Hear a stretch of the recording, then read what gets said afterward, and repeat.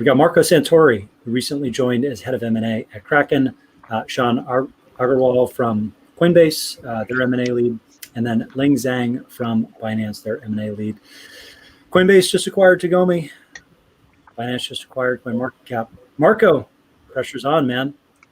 Zach Stewart, we're ready for it.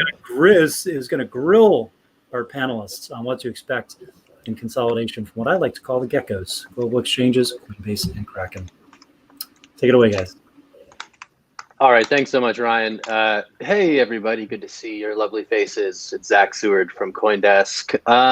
Yeah, well, that was a fantastic segue, so I don't really have to do anything. I can just get straight into it. Happy 10K. Things are crazy today. It's nice to be talking about crypto M&A. Certainly exciting stuff. Marco, let's stay with you on that segue. Are we going to see Kraken Prime anytime soon? Ryan was alluding to the rise of the prime broker category. So if you feel like making news, let me know. Kraken Prime, is this happening? I wish I could give you an announcement tonight, but we tend to be a little bit more thoughtful than that with our acquisitions, or at least Kraken has. I just got here, but I can tell you Kraken's deliberate and wizened approach to M&A is really one of the things that attracted me to the company and to join in the first instance. I mean, the way that Kraken thinks about M&A is very strategic. I think that it's us now. We're reluctant to chase shiny things, and the M&A that we have done has been durable and it's been effective. It's really something we can be proud of. Cool. First of all, credit to Masari for pulling together a great panel here. This is going to be exciting. We can just triangulate and bounce between these major players in the space. So with that, I want to jump over to Sean. I mean, you guys clearly just brought Tagomi for a significant chunk of money, reportedly. They are in that prime broker category where they cater to these, big, sophisticated clients, often hedge funds and stuff, who want the full suite of goods. Why was that not just a shiny thing that you were chasing? To riff on Marco, and why was that a strategic investment that made sense at this point in time? Yeah, totally. It's a good question. We felt like Tagomi was the perfect complement to our existing product suite. We combine their advanced trading infrastructure with our custodian brand and financial support, and we feel like that really rounds out the institutional product suite that we're able to provide, and it really addresses what we hear directly from our customers, which is that they want a one-stop shop that provides an end-to-end solution to store their assets, trade their assets, manage their portfolio, and do that all within a regulated wrapper. And for us, Tagomi had launched that product, obviously live in the market. And when you see a product and a team that is so well aligned with the company's vision, that's usually a recipe that makes, in our experience, does well for potential success in an M&A scenario. Got it. And Ling, jumping to you, Binance Prime. Are we going to have it? We're going to hear it? What's going on? Is this happening in your world now as well, or are we're gonna have to wait for that one? I think speaking of the prime brokerage, I think the multiple attempts and efforts has been made by Binance to set foot in a more institutional facing business. From day one, Binance has been quite a heavy consumer facing platform, which is what we have been working on since the beginning of this year. Multiple products being launched to the market that mark our efforts and attempt in this. In addition to simple Binance broker program, which our clients can easily be onboarded and our brokers and source their liquidity from, we also further step into our bet in this track. We have the Binance Cloud and also Binance widgets and assets which enable us to onboard it a more diversified and more different institutional clients on this aspect. So again, congratulations on the acquisitions on Tagomi. I think this is a really good team, and I think from our end, we have a long-term plans to play on this aspect, which is to build a broader and open finance systems.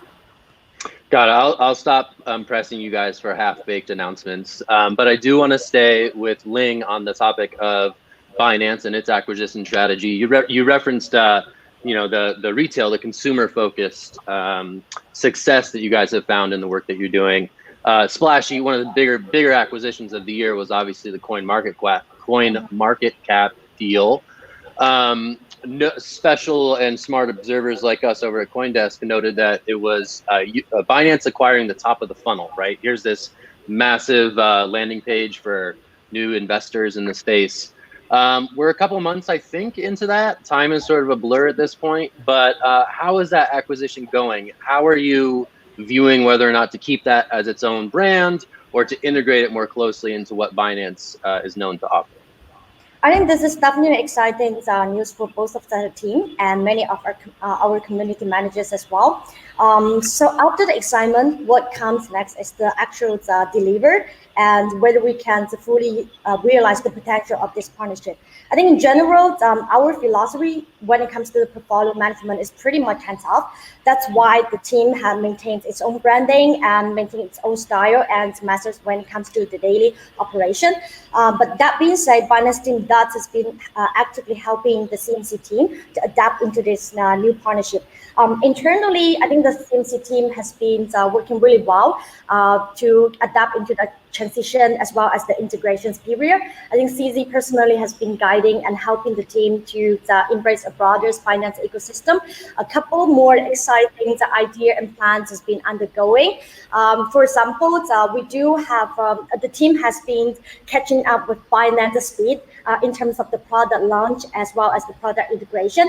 I think the latest matrix ranking has been out lately, and we have gathered quite some feedback from the community as well. And different, but we also saw a strong synergy between the different Binance team with CoinMarketCap as well, and we're trying to help the team to realize this synergy.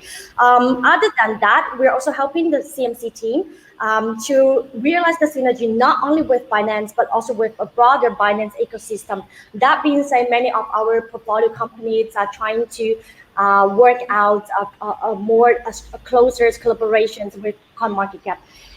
Externally, we are working really hard to signal to the community that in terms of the data collection as well as the matrix ranking, everything will stay the same and will be maintained more neutral, objective, transparent, as well as a more accountable way. I think so far it is the team integrations and transitions has been working smoothly. In the long run, it's the intentions of Binance and CoinMarketCap, both sides of the team, to build up a more accountable data platform that our users can fully trust and rely on. Okay, I think I want to transition over to Sean. I think Coinbase, I'm sort of hearing a difference in approach actually with Coinbase's acquisition strategy, that those brands that become acquired sort of tend to get absorbed into the Coinbase mothership. Whereas we just heard from Ling that some of the acquisitions on the Binance side, they maintain their own branding going forward.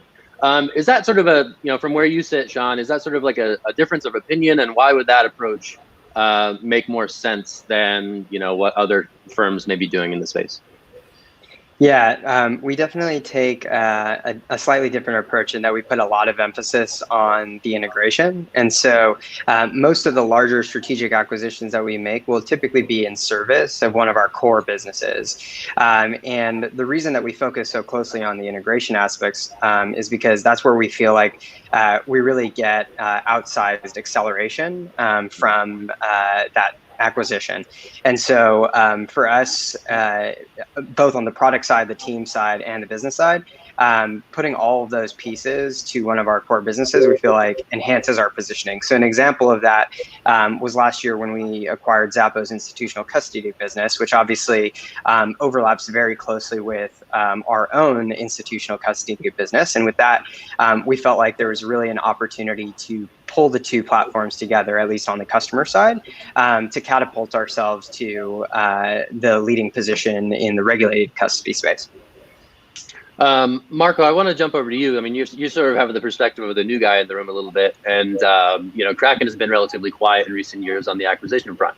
So, tip your hand. What is your acquisition strategy? What may it look like, and which business lines are you looking to complement with future M&A activity? you say Kraken has been quiet on the acquisition front over the last couple of years? I don't think there's another company on this panel that has been more active in acquisition. Hit me. Give me your top three. Give me your top three. Let's go. What are you looking at? I'm new, so I could be wrong, but in very recent memory, we just acquired Circle's OTC trading desk. We acquired BitTrade, an Australian exchange. That's just this year. That's just this year, right? That's the last 6 months. So no, we have not been quiet. We've actually been pretty aggressive on that front, and I should say that we remain aggressive on that front. But the key is practicality, right? You have to be realistic about what an acquisition can do. And I think a lot of people in the crypto space sort of ignore some of the foundational elements of an acquisition in a highly regulated industry, right? This is not an industry where you can buy credibility. This is not an industry where you can write a check for customer trust, and it's certainly not an industry where you can do that for licensing and for regulatory cover, right? This is not the world we live in. Oftentimes, acquiring young companies just for their licenses, just for their cachet, doesn't work out in the long term. For the regulatory piece, we know why, right? Acquiring a regulated company is oftentimes the same thing as filing a de novo license application. I'm a lawyer, so this is the stuff I think about. And it's the same thing for credibility. Kraken remains a trusted and credible source, and writing a check for that, you got to be pretty picky. So I think that we've been quite aggressive over recent days, and I think you should keep your eyes and ears peeled for more efforts coming this year.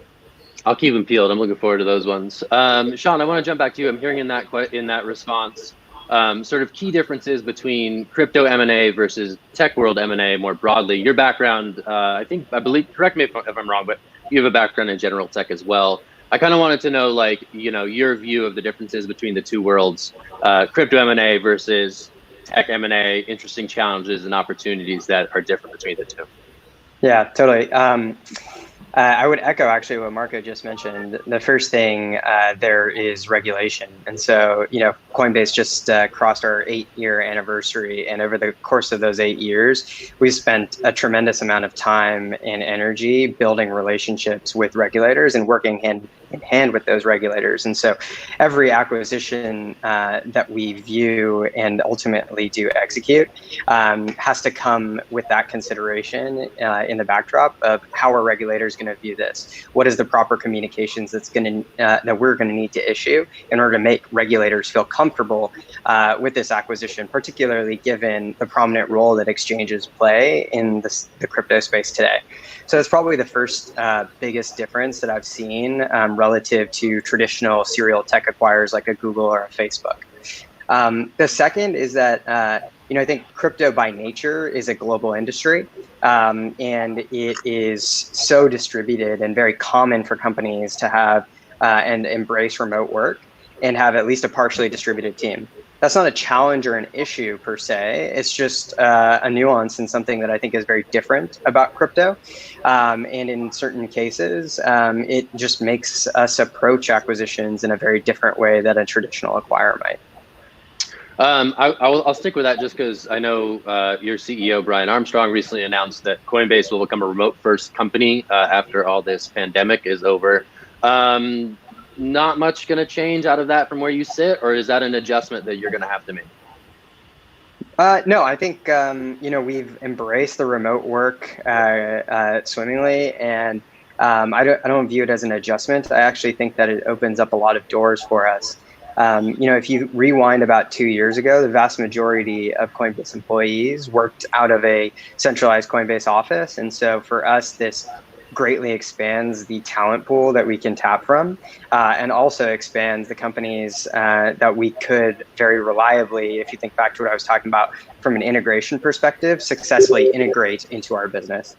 Got it. And Ling, has Binance also viewed acquisitions as like a tool for addressing jurisdictional issues and like access to new markets? Do you take a similar perspective when it comes to M&A, or is it a difference from where Binance sits? I won't use the term like jurisdictional issue, but I would definitely say that regulatory environment change is definitely a key factor when we take into account whenever it comes to our M&A effort. I think we have been in different scenarios regarding on this. We have been on the side that the regulatory environments are less friendly to many of the blockchain industries in different markets. For example, when the time that we acquired WiserX, which was back in the late November last year, at the time, which was months before the Supreme Court's final rulings on crypto. And we actually paid a trip to Mumbai and talked to many of the entrepreneurs who are trying to build their own crypto startups in India. And it turns out that in addition to the uncertainty on the regulatory side, they also have a lot of challenge when it comes to the fundraising, as well as list scale, educations, more users, or accelerates the business's growth. And in spite of this, we do see the long term. We do see the great potentials in the Indian market from the long term. That's why under the strong, huge pressures from the regulatory environment side, we did make up our mind and back the team and decided to fight with the team side by side to for this long crypto battle. But other than that, for markets where crypto regulations are much more well developed, we are keen on working with the team and who has been showing great progress in achieving the local regulatory environment. I think another examples will be our recent investment in Togo Crypto, which is the first regulated in the crypto exchanges in Indonesia. I think bit by bit, we do see a change that the regulatory environment change will be a key part. Will grow bit by bit, play a more important part when it comes to the M&A decision. And I think from our intentions, I think not only through the M&A effort, but through a broader strategic partnership, as well as a more constructive conversation with the local industry body, as well as the local government agency. We do wanted to help shape the local, to shape a better environment for the development of blockchain industry. Got it. Marco, for the remainder of the year, what sort of industry verticals are you expecting to see acquisition activity in? I know we've seen a flurry of sort of institutional vertical activity recently. Are there other sectors that you're particularly watching closely? I think it's a good question, right? Because we're starting to see exchanges broaden, not just vertically, like in the case of funnel accretion, right? But also horizontally across different services and different services provided to different kinds of customers, right? So we're seeing primarily retail exchanges start to enter the prime brokerage space. We've seen that quite a bit this year.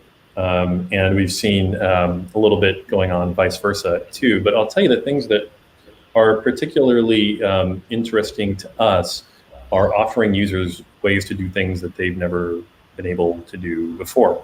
Of course, we want to access new users, but we also want to let them do things that they can't do anywhere else.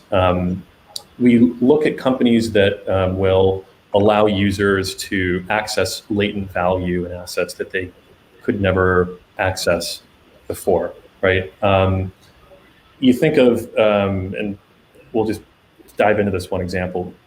In the fiat world and in the world of traditional finance, the industry has been at that for hundreds of years, finding ways to release and to access latent value in otherwise illiquid, sort of boring assets, things that we don't think about anymore. The concept of the things that we don't really think about too hard anymore. For example, the concept of a mortgage, right? Been around for a very, very long time. Accessing latent value in real estate is just sort of a given in traditional finance. In crypto, it's really hard to do. It's actually really hard to do. Just last year, we started seeing the first wave of collateralization and collateralized products enter the retail sector. We're super interested in that. I really like looking at new companies that are pushing the boundaries on that. Companies that are taking calculated and educated risks on what kind of security interests they can enforce, for example. That's really interesting stuff to me, obviously as a lawyer, because it's deeply legal, even if it's dry, to be able to take something that's really cool to you but otherwise valueless and turn it into a leveraged position on an investment grade asset. That's like nearly magic in the world of crypto. I would love to see a company, now I'm just speaking as an investor, right? I would love to see a company that can do that efficiently and can do that effectively in a way that creates a good user experience for the retail user. Very cool stuff. We're also looking into new jurisdictions. So areas that are sort of warming up to crypto, like for example, India, we've seen a thawing in the regulatory world there. We're seeing banks now permitted to service crypto exchanges, something they haven't been able to do in a long time. It's very interesting to us. It's a very interesting jurisdiction and a place where users' values map really well onto our own, and we think crypto's values broadly. So I think it's a great wide world out there, and we like to look at it in a strategic way. Yeah, Sean, jumping over to you, give me a few things. Give me a few things that you're looking out closely for in the next 6 months. I think the India market is really interesting. I believe you guys invested in CoinDCX recently. Is that right? One of the biggest exchanges over there. Yeah. What are some other arenas that Coinbase is excited about in the next 6 months, say? Totally. Yeah. So I would echo the broader international category that Marco just mentioned. We did just invest in CoinDCX based out of India, and then we've also invested in Amber AI, which is a leading trading platform in Asia. And so we're investing heavily internationally as we look to expand our global network of partners. And then obviously in conjunction with Tagomi and Zappo, we are continually looking for opportunities to more deeply intertwine our institutional product suite, like I mentioned. Obviously, Tagomi gets us, catapults us forward and gives us that third leg of the stool with advanced trading infrastructure. But as we look to a product suite that includes a standalone brokerage, exchange, custodian, there's different elements that we can use to integrate into our existing product suite and then just add more value to customers. So those are two. There's many more across our product portfolio suite, but you'll just have to wait and see. I see you smiling. I see you wanting to say stuff. I'm just gonna stare at you. Okay, that didn't work. All right, so Binance, jumping down to Ling. So what are some things you're excited about? Obviously, CoinMarketCap was a pretty big deal. Any other sexy, splashy acquisitions on your radar that you want to talk about right now? Yeah, I think I wanted to echo with what Marco just mentioned regarding what are the verticals that we are actively looking into. I think so I was previously with Binance Labs, and we looked into many of the token-based blockchain projects. After 1 year and a half of practice so far, one of my strong feelings and reflection is that it seems that we as investors, as well as the community users as well, seem to have unreasonably high expectations on the massive crypto adoptions being brought by the decentralized application. But unfortunately, for most of the case here, the step one problem hasn't been really well resolved so far, which is how users who are still with the existing fiat world can easily step into or set foot into crypto. I would take my mom as an example. I saw her how struggle she is, like download the app and then trying to pass the KYC sign up and then trying to figure out how to buy Bitcoin with RMB. I think until we fully resolve the better iterations of bridging between fiat and crypto, I don't see the massive crypto will actually happen any soon.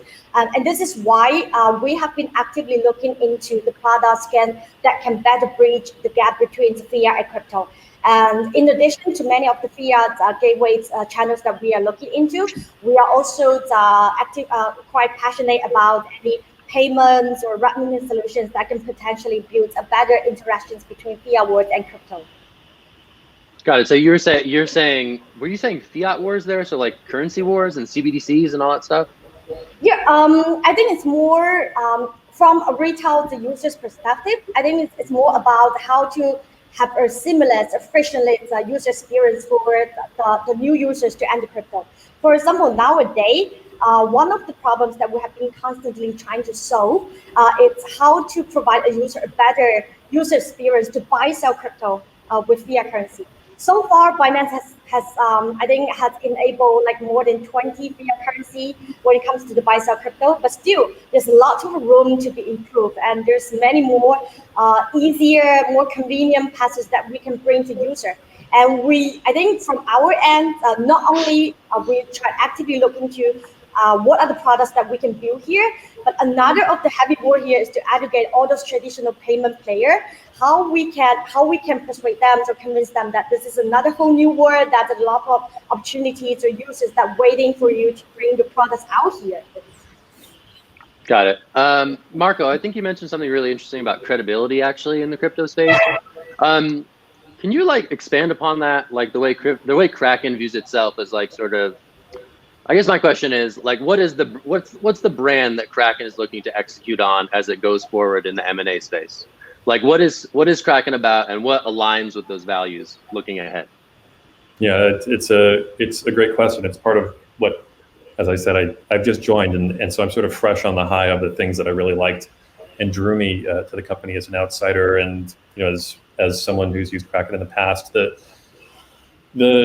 Kraken brand has always resonated with the core of crypto, and you've seen that through a lot of very high profile, not just acquisitions, but acqui-hires and hires over the last couple of years. Kraken has this interesting cultural mix of very professional sort of corporate people who execute, and sort of pirate flag waving crypto faithful. But what really was remarkable about the company is that they all share the same values. They didn't set out to rebuild Wall Street on a blockchain. The people at this company really are dedicated to building a better financial system, one that could only exist because of crypto. And that's why we're interested in the kind of sci-fi stuff I was just talking about, of being able to access latent value and not just crypto assets, but traditional assets, and use that value on new crypto networks. So in terms of acquisitions, there's a couple of things that I think that we really look out for, right? And that fit between our cultural priorities and the cultural priorities of a new addition to the Kraken family. It's really paramount. I mean, we have this company has sanctified security and the well-being of its users from the outset, and hasn't compromised. It hasn't compromised, even frankly. And this is a constant, source of focus for me as the company's chief legal officer.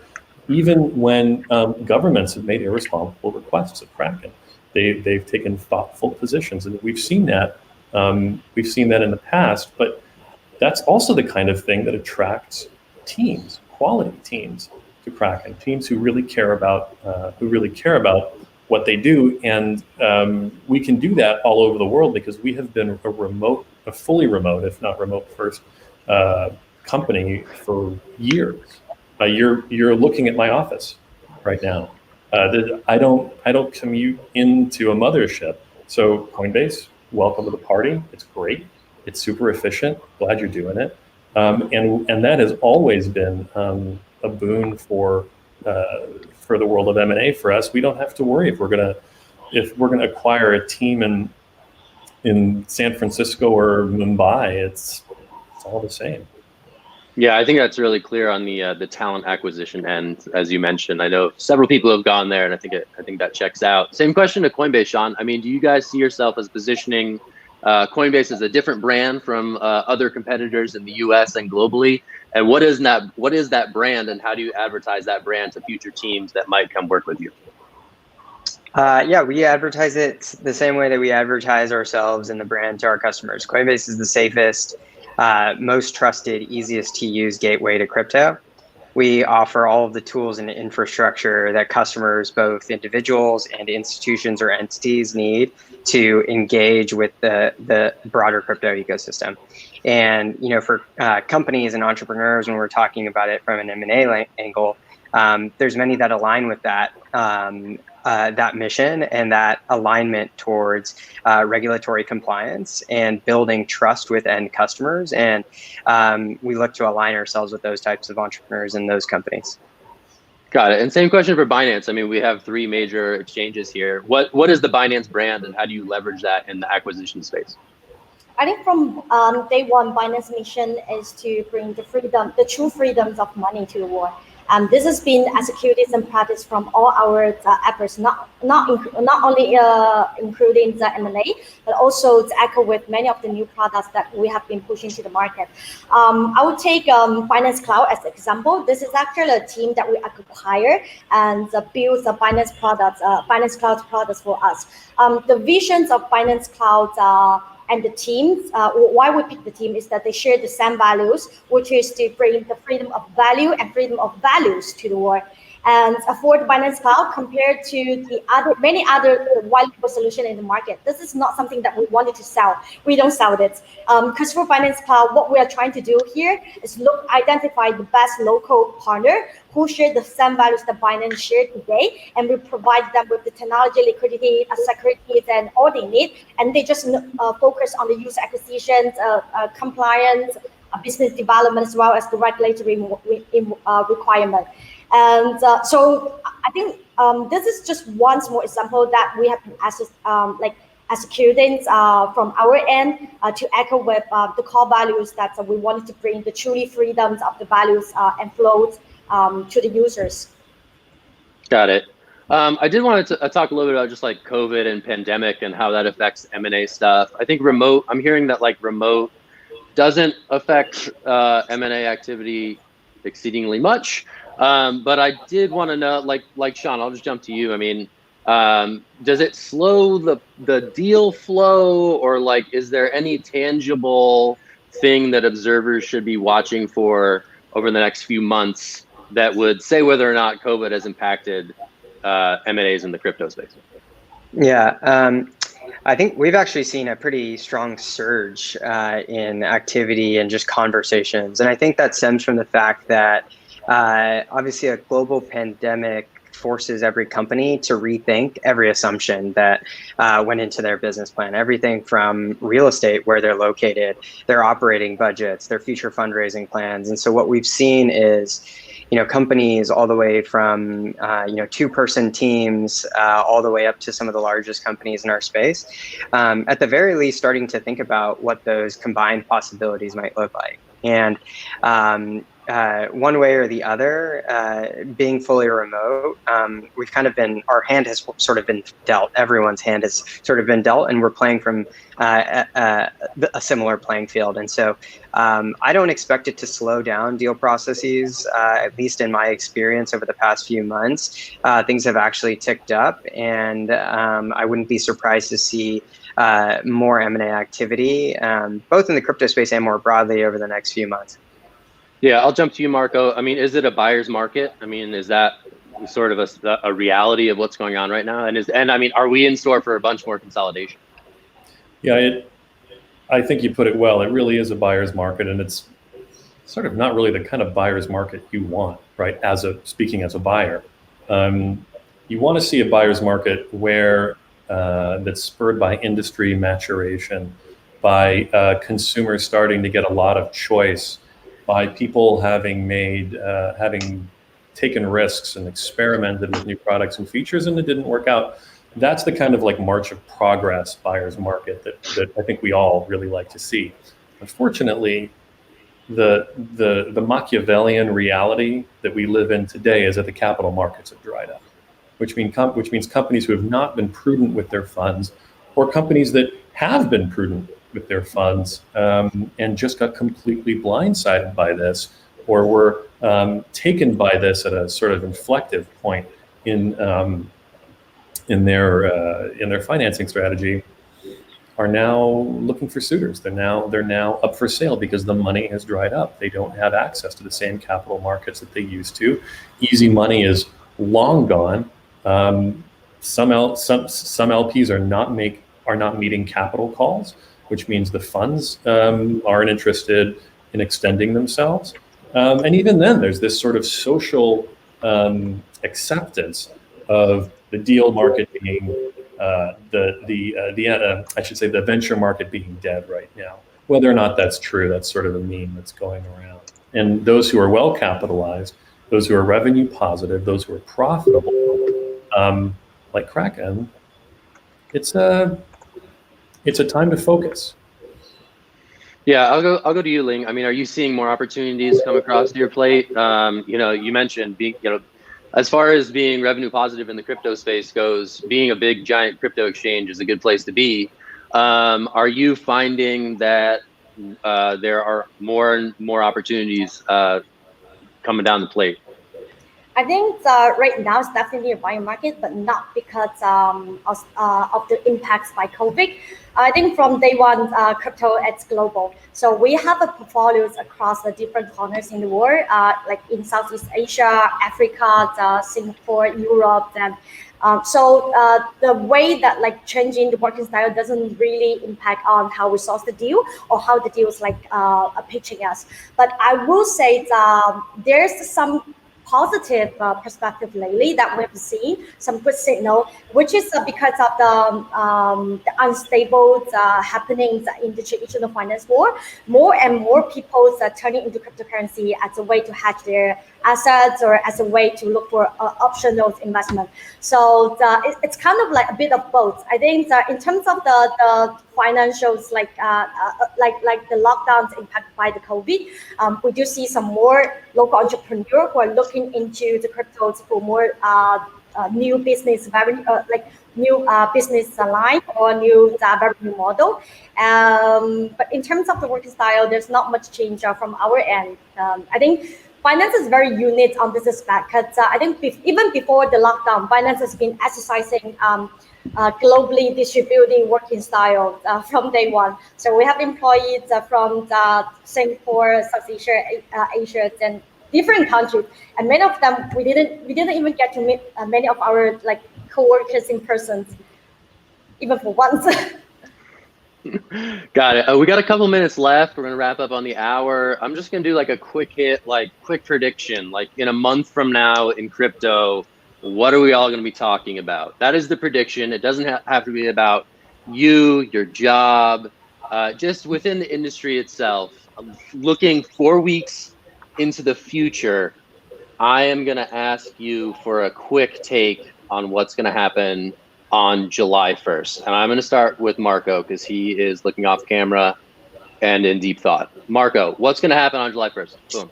I'm still in deep thought. I was vamping there, man. I was giving everyone. No, I appreciate that, and you're even still with it now. I think that four weeks from now, we're going to see the crisis in the financial markets, I should say in the capital markets, deepen. I think that the tide will have gone even further out, and companies that really thought they were going to stick through it are not able to stick through it, and we're going to see more cries for acquisition, more cries for suitors and white knights. Okay, doom and gloom from Kraken. Going to Rashawn at Coinbase. What's your prediction for July 1? I think we're going to be talking about continually growing institutional interest in crypto, and I think a lot of that is going to be driven by the macroeconomic environment that we're dealing with right now, and I think that that's going to be a narrative and a theme that we continue to see in July and for the rest of 2020. Okay, and Ling, close us out. What happens on July 1 that everyone in crypto is going to be talking about? I think on top of what Sean and Marco has just mentioned, one thing for sure that in July we'll definitely have some more exciting products and acquisitions being to announce to the public. Oh, well played. Oh man. Well, thank you for all doing that. I think we're going to close it out. I see Ryan's lovely face joining us now. Hey Ryan, how's it going? Thank you, everyone. That was great. Take it away. Thanks, folks. Thanks for doing it.